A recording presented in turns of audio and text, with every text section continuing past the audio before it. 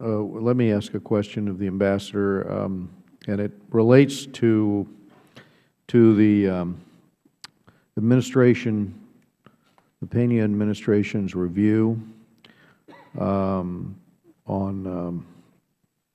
security issues. And they took a step back, took a look at sort of a new approach. We're over a year into the administration there. How do we assess the cooperation between the U.S. and Mexico on that? And the other aspect of that is, I understand the State Department works with the California's Attorney General's office to help provide oral advocacy training to the prosecutors in Mexico, and that our L.A. County Sheriff's Office hosts a study tour for Mexico City Police. And I was going to ask also how these state-level exchanges help improve cross-border relationships at the state level and, in turn, help improve the capacity in Mexico on transnational criminal investigations. But I also wondered about the effectiveness of these programs, and I thought you might have some comment on that. Thank you, Mr. Chairman. I just might. May I start with your first question, and that is the state of cooperation between the United States and Mexican governments. You are correct, as always. At the start of this now not-so-new government of President Peña Nieto, as of the 1st of December of 2012, there was a period where both governments, logically and understandably, said, let us review what is the nature of the cooperation that we have today. I would suggest to you that never in the history of mankind has a government come to office, a new administration, saying, we will continue each and every program and policy of our predecessors. This process took some time. Much of the year 2013 was dedicated to it. We were not sitting on our hands during this time. Programs that had already begun were continued through that year, but we did, in fact, not initiate a great many new programs. We have reached an agreement on how we will make these decisions in the future. We have set up our own team based out of our embassy in Mexico City, and the government of Mexico has established their representatives in the Secretariat or the Department of Gobernación, like their presidency ministry and their foreign ministry. They are making decisions. As I mentioned in my statement, we have agreement on 78 new projects and nearly $438 million worth of projects that will proceed.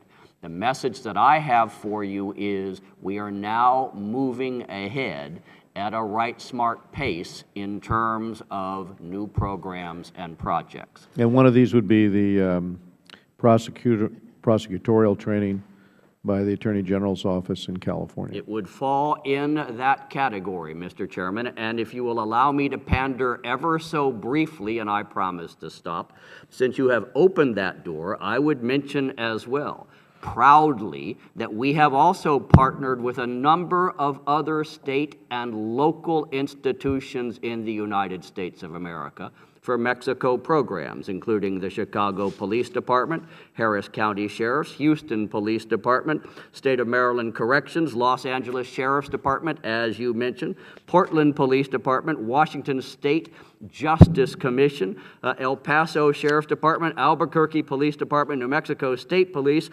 California Corrections Department, Colorado Corrections, Maryland Corrections, New Mexico Corrections, and a group called the Conference of Western Attorneys General, which loops in about 2/3 of the Attorneys General of the United States of America, including California. And all this focused on capacity building, and you deem this to be effective? In each case, obviously focused on their area of expertise. Well, we appreciate that. I wanted to go to Assistant Secretary Jacobson with a question about the shift in strategy. For 75 years, you had a parastatal there, Pemex, and now that state-owned monopoly is changing. And I was going to ask you about the energy sector there and the changes you might expect following the implementation of those major reforms that are underway. And maybe ask also if you thought we'd see significant foreign investment as well as U.S. investment in the energy industry as a result of the reforms.